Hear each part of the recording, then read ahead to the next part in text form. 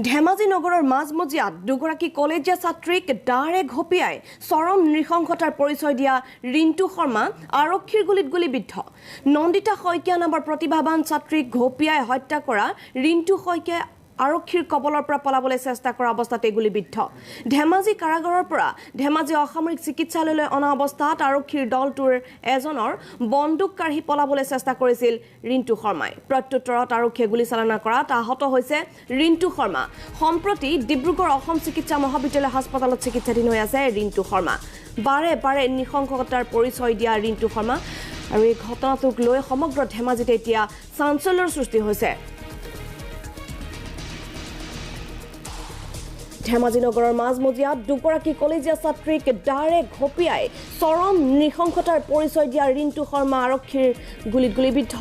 নন্দিতা শইকীয়া নামৰ প্ৰতিভাৱান ছাত্ৰীক ঘপিয়াই হত্যা কৰা ৰিণ্টু শৰ্মা আৰক্ষীৰ কবলৰ পৰা পলাবলৈ চেষ্টা কৰা অৱস্থাতে গুলীবিদ্ধ।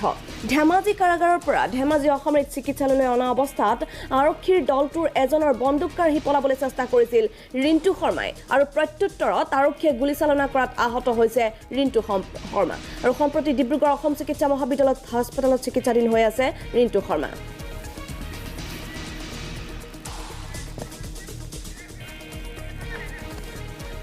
ইফালে আৰক্ষীৰ জিম্মাত থকা অৱস্থাতো হত্যাকাৰী ৰিণ্টু শৰ্মাৰ বৰ্বৰ কাণ্ডৰ পিছত প্ৰতিক্ৰিয়া হত্যাৰ বলি হোৱা দুৰ্ভগীয়া নন্দিতা শইকীয়াৰ পৰিয়াল তথা গাঁওবাসীৰ।